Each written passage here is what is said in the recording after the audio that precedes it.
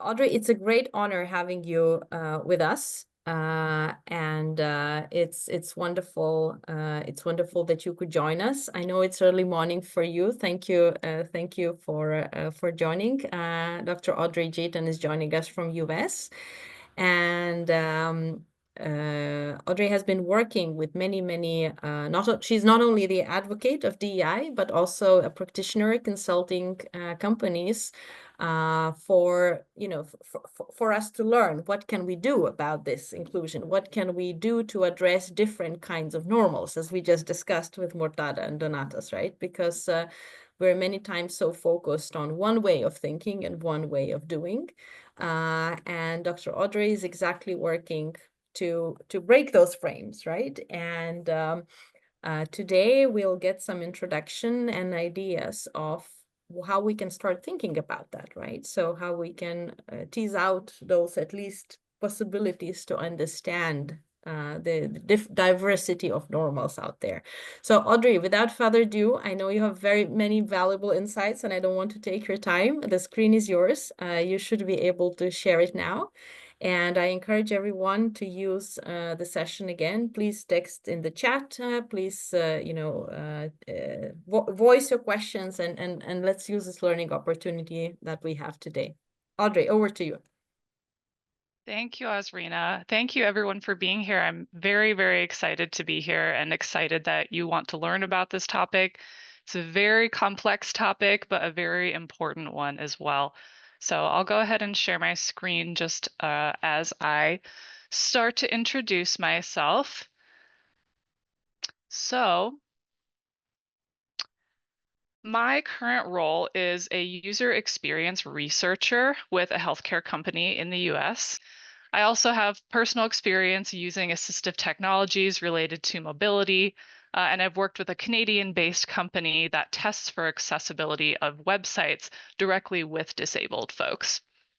So essentially, I have a range of experiences and broad knowledge with web and app-based accessibility, though I wouldn't say I'm an expert in every single area, but hope to give you some guidance today on where to start and where to delve deeper within your research. So today, this is my agenda. We've got a little introduction to accessibility. We'll go over some guidelines for digital accessibility, a couple examples of common design barriers and solution, and then we'll talk about what that continuous improvement process looks like as well. All right, so going right into accessibility, disability, those are really important terms to understand and have a framework for before we go in. I'll start just with the legal definition of disability from the Americans with Disabilities Act. Disability, according to this organization, is someone who has, or a person with a disability is someone who has a physical or mental impairment that substantially limits one or more major life activity. However, I never like to stop with this definition because it really doesn't provide a full picture of the experience of disability. For that, it's really important to understand two different kinds of theoretical approaches, the medical model and the social model.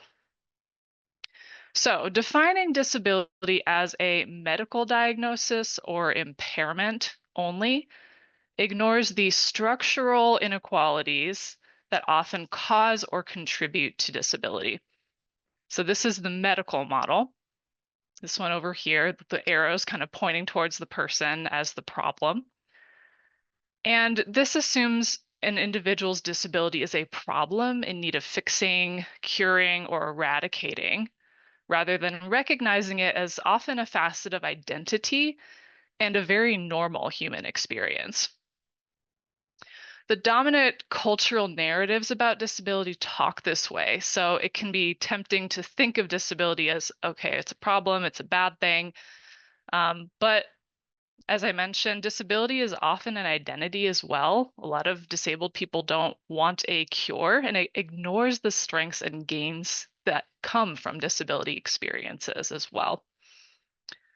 So the medical model, for example, might look at something like deafness and talk about it in terms of hearing loss, and approach it with medical tools like hearing aids and cochlear implants to fix or improve the problem, right?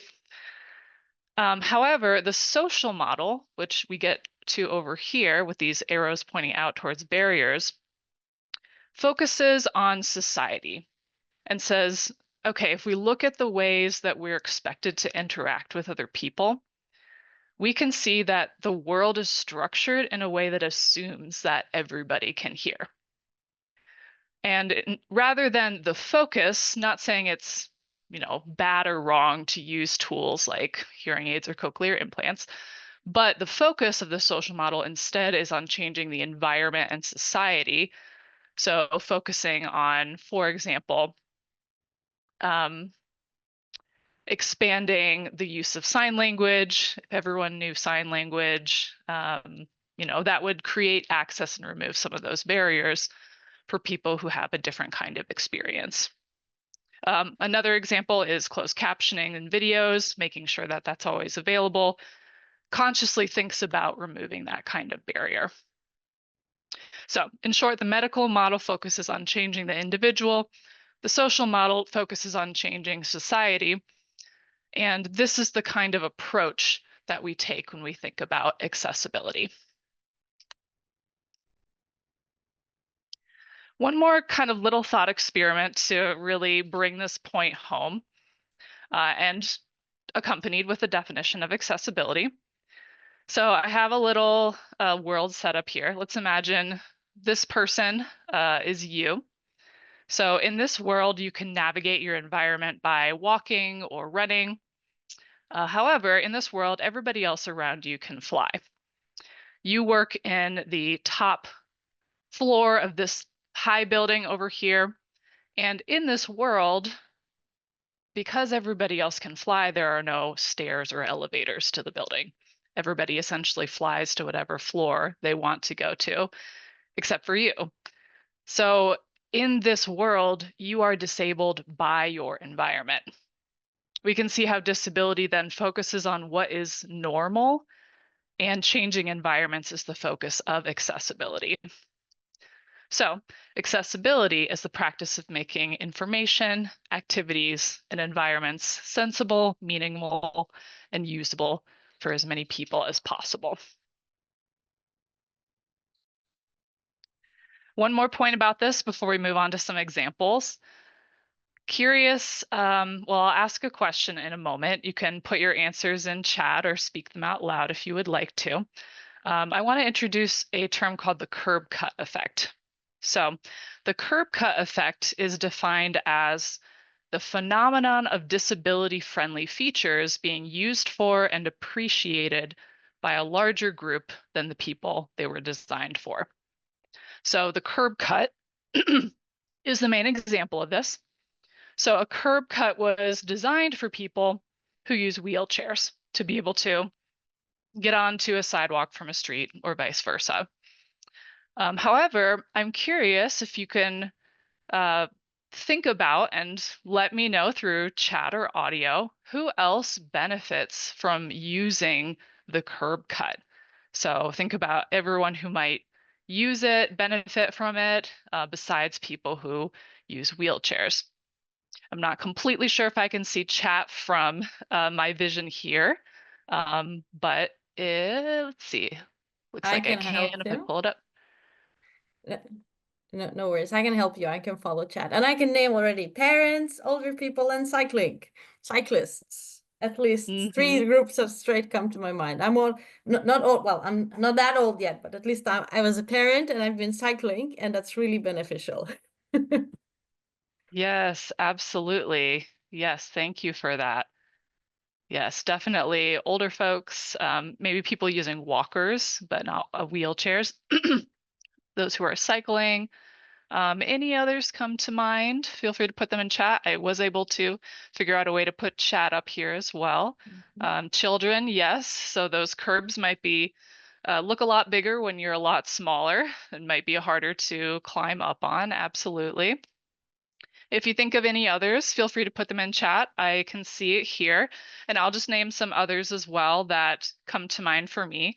So people who are transporting or rolling heavy things, if they've got a dolly, is what we call it, where you've got wheels and you're transporting something heavy, wagons, again, maybe thinking of children, skateboarders, strollers, anything with wheels. So there really are just a lot of people who end up using and benefiting from disability focused interventions. And it's such a large phenomenon, it's called the curb cut effect. So another example of this is closed captioning. So closed captioning is used or was developed for people who have auditory disabilities. However, Generation Z, young folks are the biggest users of closed captioning these days. All right, I'm going to move on. So yes, the question I like to say shouldn't be who needs accessibility, but rather who benefits from accessibility. Okay, so guidelines for digital accessibility. You can look up within your particular area what the sort of legal guidelines are for digital accessibility. However, what I will point you toward is this acronym WCAG, or WCAG is often the shorthand used for it, which stands for Web Content Accessibility Guidelines. They're part of a series of guidelines from the World Wide Web Consortium, which is the main international standards for the internet. You'll notice there are a couple different levels. So there's level 1, level 2, level 3. Usually organizations are recommended to start with level 2 or at least be level 2 competent. Level 3 is the highest standard.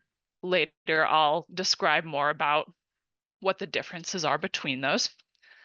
But overall, if we were to summarize WCAG, it says that digital accessibility needs to be the acronym POUR here. So perceivable, meaning that users' ability to recognize, users are able to recognize and use the services with the senses available to them. So for example, if you don't have vision available to you, you can access it in other ways. Operable, which refers to users' ability to find and utilize content regardless of their choice of access. So you can think about using a phone versus your desktop computer, for example. Understandable, so users have to be able to clearly understand the content and service features. We'll talk a little bit, excuse me, about cognitive disabilities and how you can ensure that you do that. And then robust, which refers to users' ability to reliably interpret the content, regardless of their mode and means of access. So here you can think about assistive technologies. Excuse me. So is the web content usable by various assistive technologies?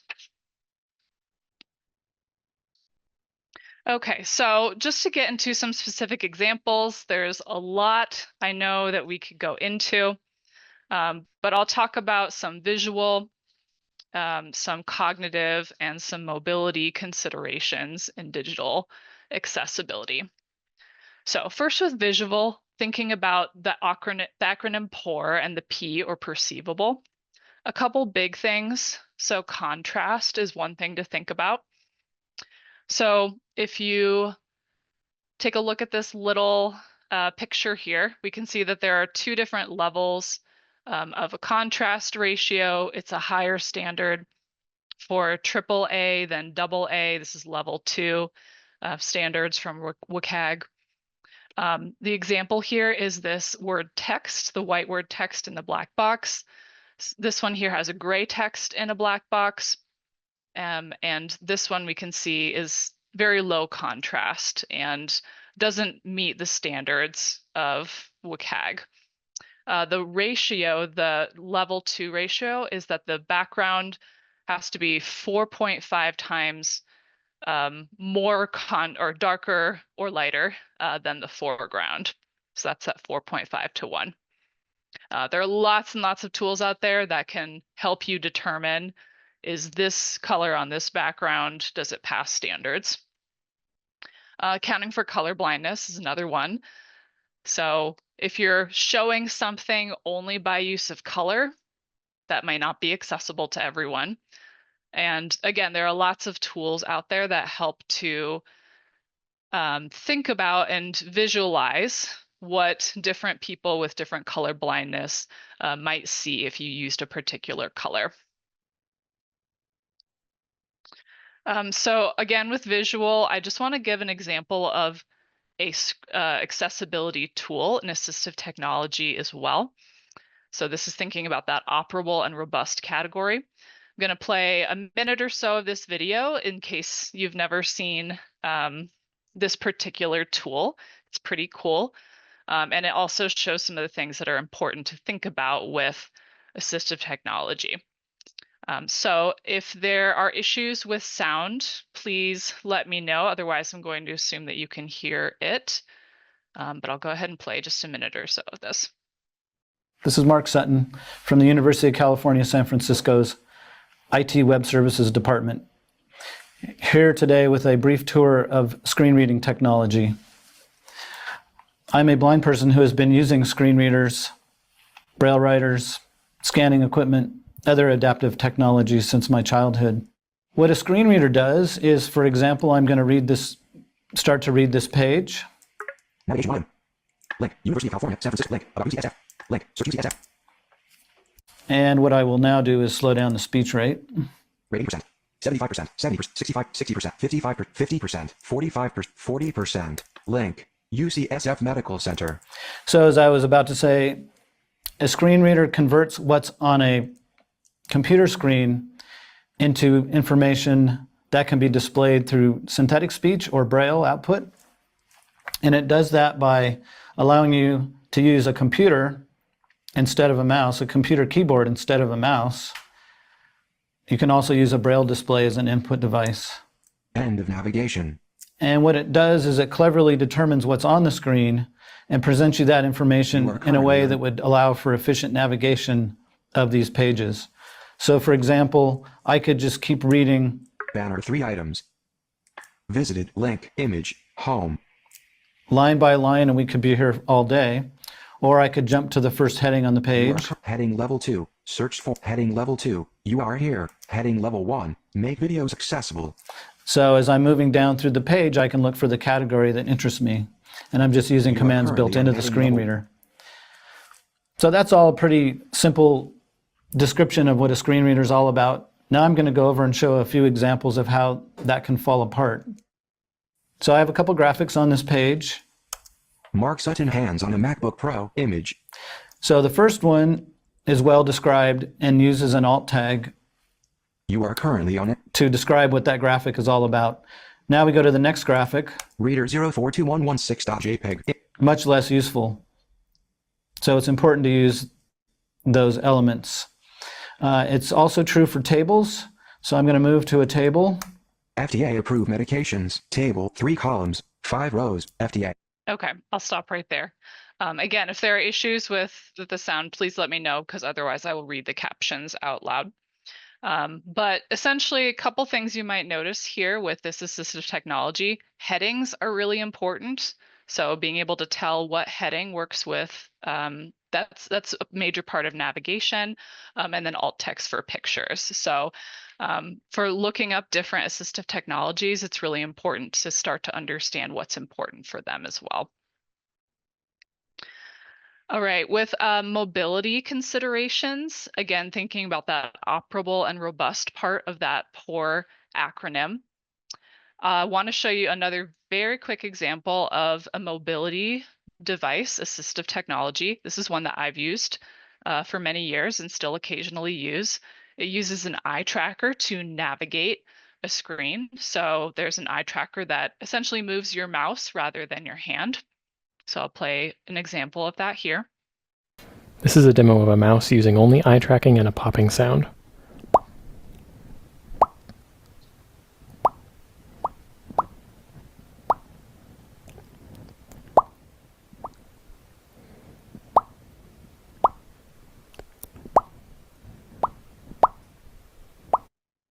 So the popping sound comes from the mouth, and then moving around with your eyes requires no hands at all. Something that you might need to consider is the size of the buttons for things like this, making sure that they're not too small, that they're actually clickable. It's not creating friction or frustrating for someone using such a technology. And then with cognitive abilities and disabilities, thinking about that understandable part of the POUR acronym. Within this area, there are so many different disabilities, so many different experiences that fall under, like levels of education, language ability, dyslexia, ADHD. And while there's a lot to consider for all of these, the main takeaway I want you to have is to think about making your content simple, clear, and easy to understand. So I have another quick video just introducing what this looks like within the context of gaming. What's up guys, welcome back to the channel. Today I wanted to give you a really quick overview of what cognitive accessibility is, because I know a lot of you had some questions when I posted my last couple videos. So I'm going to try really hard to give you guys a brief summary of what it actually is and how cognitive accessibility relates to video games. Cognition at a very basic level involves the process of thinking, and as an umbrella term, cognitive disabilities cover a huge range of conditions such as autism, ADHD, dementia, and dyslexia, but cognitive impairments can actually affect lots of other people too. Someone with a cognitive impairment might have trouble with memory, attention, communication, processing, problem solving, and reading. Video games involve using most or all of these skills, so it's really important to think about. Since cognitive accessibility covers such a huge area, it can be a little bit intimidating. There isn't really a set checklist or a series of quick fixes, so it can be quite challenging. So here are a few key areas to think about when designing for cognitive accessibility. Executive dysfunction. Executive function relates to planning, organisation, problem solving, and time management. In video games, this usually means figuring out what actions you need to take, planning those actions, and then carrying them out. Having clear mission objectives with simple instructions is a first step in making sure that players know what it is they're meant to be doing, and having them somewhere they can either see on screen at all times, or having them somewhere in the pause menu is also really helpful in helping players who might have forgotten or need clarification along the way. Again, very short example of one particular area, but you can see how we start to think about making things clear, easy, simple to understand. And again, thinking about how that benefits everyone, right? If your material is easy to understand, there's a greater chance more people will understand it. All right, I'll move on here. I want to make sure we have plenty of time for questions. So we're getting into the last section here, thinking about continuous improvement. So as you might have started to notice, if you didn't know already, accessibility is a pretty big beast with a lot to consider. This requires us to continuously ask ourselves questions about how we can improve or address a different area of accessibility. Remember that WCAG is broken down into 3 levels. It can be helpful to start at a lower level and then think about increasing to a higher level. However, I want to point out that many disability advocates point out that even if you're at the highest level of this particular standard, that doesn't necessarily mean you're meeting everybody's needs. So in the words of one disability advocate, WCAG is the floor, not the ceiling. It's kind of the minimum in terms of accessibility, not the gold standard of everything. I'll just give one example here. There are 3 on this page about the difference between different levels. So for example, level 2, when you're thinking about the ability to navigate interactive elements, would say you just have to ensure that all interactive elements like animations on a website have clear labels allowing screen reader users to understand their purpose. Level 3 says you should also provide an option to completely pause all animations for users who experience seizures from flashing content. So we can see how even this one here is really important for some people, right? But that is classified as a level 3, not a level 2. So I'm bringing up this little graphic again to emphasize the importance of continuous improvement, continuously asking, how we can improve. If we start with one place, where can we build it within our workflow that we're going to keep coming back to this and asking where else we can add accessibility. I think there's a lot you can do. There's a lot that's out there in terms of research. So starting with an area like visual, auditory, cognitive mobility, and thinking about what accessibility looks like for that, doing research within that particular area, researching assistive technology that's commonly used, and then researching what kind of needs those assistive technologies have is really important. So I'll leave you with this quote before we go into questions. So Dr. Crystal Jones says there is a significant difference between all are welcome here, and this was designed with you in mind. When it comes to accessibility, we really have to think about designing with different experiences in mind very consciously in order to be accessible. Thank you. And I think we have questions. Time for questions now. Audrey, thank you so much. That was so insightful, and I'm sure we learned a lot. I personally learned a lot. I mean, this was totally new level of thinking, and especially I think it's amazing that you walked us through these 3 areas of, because when we think of accessibility, very often we jump to mobility. And even cognitive, that like, wow, that was a new dimension to me, totally. So thank you so much for this amazing introduction and giving us frameworks to think about this whole thing in a new way. I don't see the questions from the students yet, and I hope that our teams would be actively asking the questions. However, I have a question to start with. How expensive are these supportive technologies if we think about a screen reader, or, and it's particularly in the context that we have hackathon for small and medium enterprises who have constraints in their budgets and so on. So what's your estimations of this? How much it really costs if we think of accommodating or going for accessibility with these supportive technologies? Yeah, it's a good question.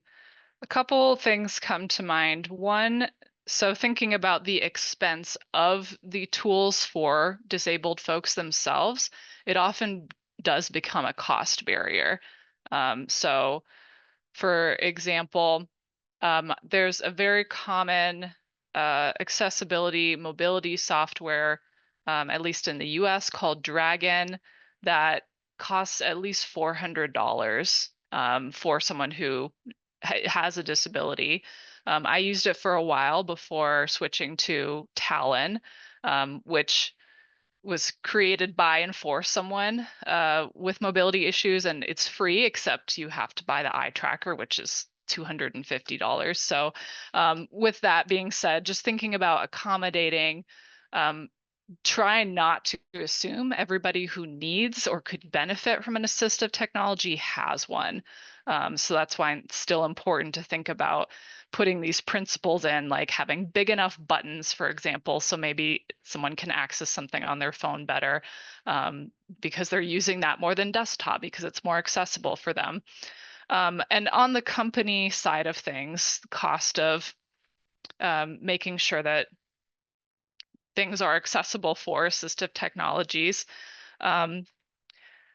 That's an area, I think a good place to start is looking up the different requirements. So if we think back to, I'm going to go back to the slide with our visual screen reader.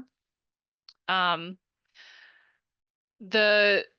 think the best place to start is to understand the principles required from them. So for example, headers are really important. Adding alt text, alternative text to pictures is really important. Those are things that I imagine would cost mostly in terms of time to update, not necessarily needing to integrate. There are some fancy accessibility tools that you can buy to integrate into your website, for example, that maybe wouldn't be so necessary, or maybe would have about the same effect of you understanding what's needed to do and updating these things on your own. So Beyond that, there's certainly areas I don't know about, but I think the best place to start is to understand what are the requirements, what is our budget, and then how can we start to meet those requirements in a way that makes sense for us. Great. And thank you so much for sort of, again, differentiating the tool versus very simple actions, if you think about it, right? So there are a number of very simple actions that we can do in order to ensure accessibility, in addition to just focusing on the expense of a thing in a way, right? Yeah, absolutely. And there are organizations, there are companies that specialize in making, helping you make things accessible. I'm sure those would be a cost as well. So just another consideration that I think accessibility is available to do with enough time, with every kind of budget level. Amazing. Any other questions from our audience? Now it's your time. Leah. Leah has a question. Can you name some examples of accessible internet system exist in order to provide accessibility to either visually or physically impaired people? People with visual or physical impairment. I think that be. Yes. Yeah, the first example that comes to mind is actually the website of the Canadian-based company that I mentioned at the beginning when I was introducing myself. So the company is called Fable, F-A-B-L-E. And basically what they do is they hire a lot of people with disabilities, and also contract out. So short-term hiring to people with disabilities to test features. So basically a company, let's say, for example, Google says, I want to make sure this part of my web page is accessible to people with visual disabilities. And so then they test it with people with visual disabilities to make sure we're going beyond just what WCAG says. So all that being said, they hire a lot of people with disabilities. Their company is all about disability accessibility. So their website is very well, if you go to it, it may not be immediately obvious unless you're using all these different assistive technologies, but that's something that they very much care about and have integrated in everything that they do. So I would say if you're looking for an example, that would be a good place to start. It's definitely a bit tricky. I wish there was kind of a list of these are all the websites that are, A+, this is what you have to do for accessibility. But accessibility, again, is kind of a moving target. And if you are better in some areas, you might not be meeting the needs for other people. So I would say start with that kind of website. And there's probably others out there that if you do research or if you go to different boards that people with disabilities are writing on, they can give examples as well. So I know that's just one, but it can be a place to start. Great. I'm now looking at the internet just to be sure that this is a company you have in mind. Or I put in the chat the link.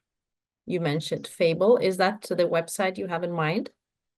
I will double check that right now on my phone. So that we would, sure. Because sometimes these company names are so that we would be sure that we are on the right website. Yeah. And I'm really glad you did that because it is actually a different website. So I will put it in chat here. So let me delete this one then. Yes. So it should be makeitfable.com. Okay. Excellent. So when you go in, it should say the only accessibility platform powered by people with disabilities. And it's like white, pink background if you see color. So yes, that was a very, very good thing to check. Excellent, excellent. Thank you so much, and great examples. And I think that also brings a little bit of a discussion on branding and everything, right? Because that's something we need to think about when doing these colors, choosing the colors, and so on and so forth. And yeah. We have a question by Hiroshi, and I'm not, Hiroshi, feel free to open your microphone and speak up if I interpret your question incorrectly. But the way I read it is that, you know, disability is something that is not always we're born with, but it comes, right, in a different perspectives, be it age or any other way that we can acquire disability. And as we opened the hackathon, we also discussed about ongoing war, for example, and so on and so forth. Yet there are some disabilities that are more like, how to say, which comes with the age, and like visual or hearing impairment. What is a good way to approach this question with the people who are gaining them, but yet not either familiar with it or not recognize the need for, let's say, yet the environment may recognize the need that there might be necessity to sort of entirely function in that environment, as you nicely described it. Actually, by the way, I love the way you described the accessibility, right, and how the things are framed. So what would be your tip or advice?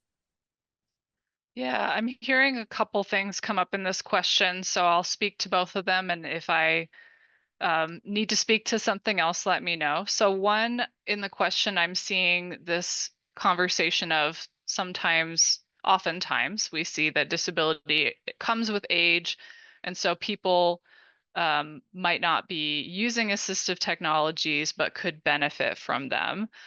So how would you recommend technology to them if they're not familiar with it? And the other piece I'm hearing is, how do you describe this to folks who maybe don't understand the importance of integrating assistive technology accessibility within their websites? So just wanted to name that. So to the first part there, this is pretty familiar to me because I just went through it with my father-in-law. So as I mentioned, I've used mobility assistive technologies, this one called Talon, but it takes money and it takes some skill to use.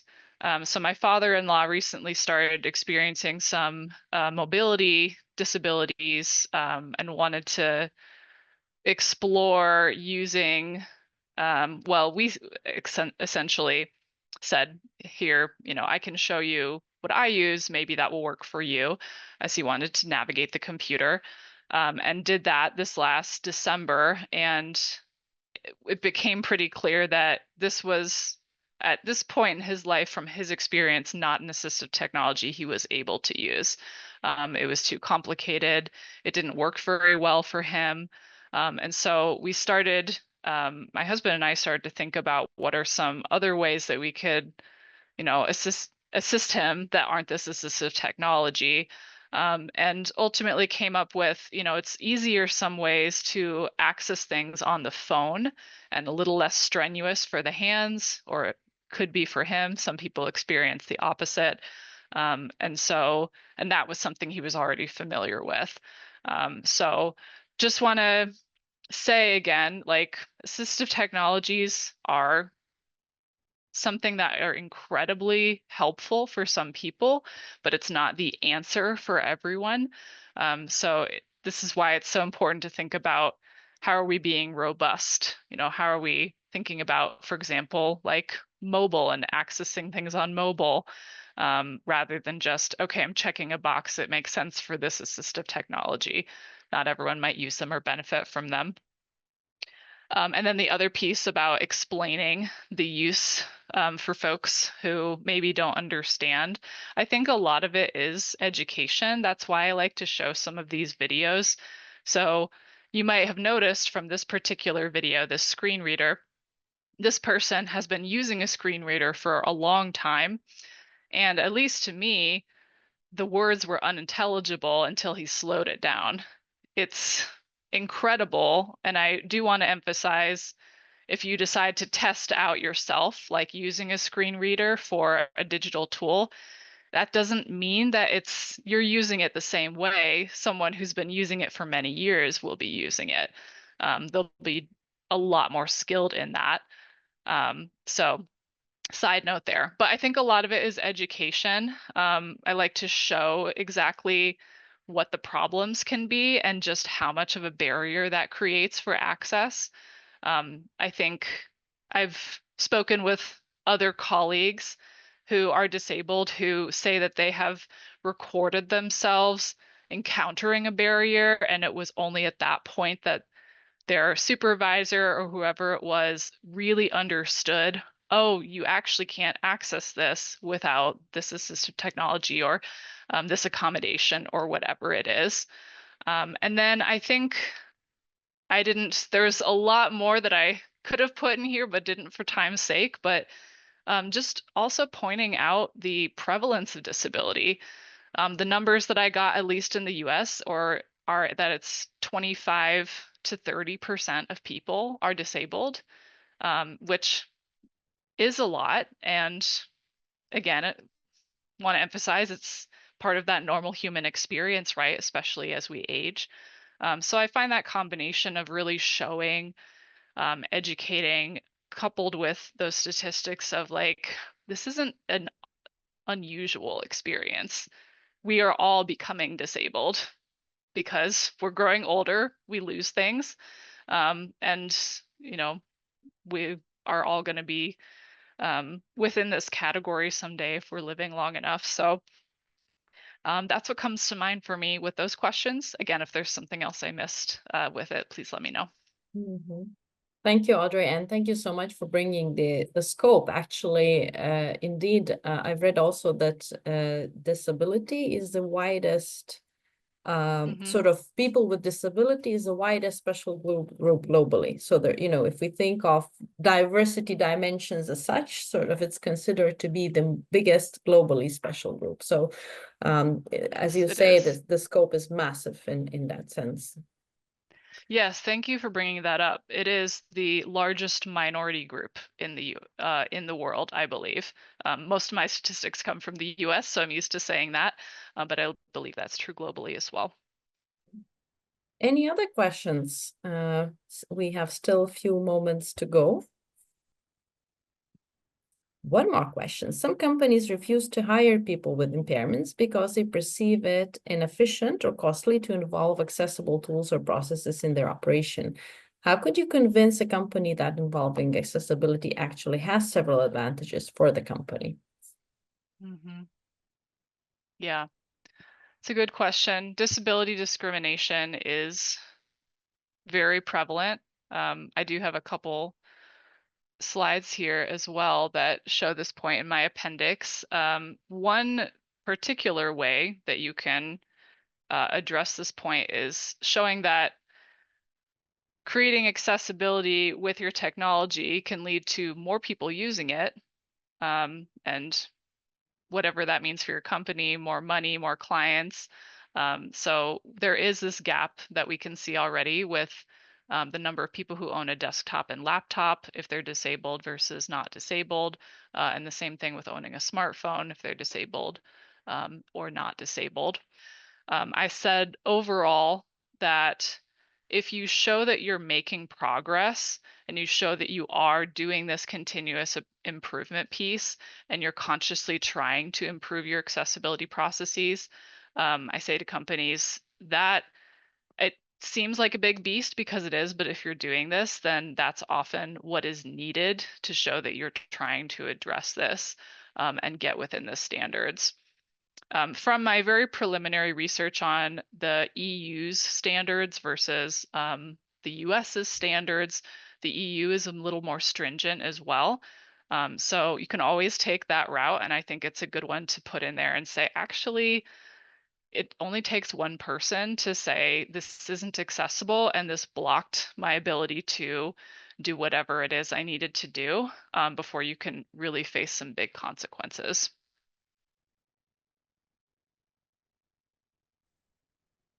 Excellent questions and amazing insights. And Audrey, it's amazing that you found a way to actually show these captions, because our IT forbid us using the AI for doing this.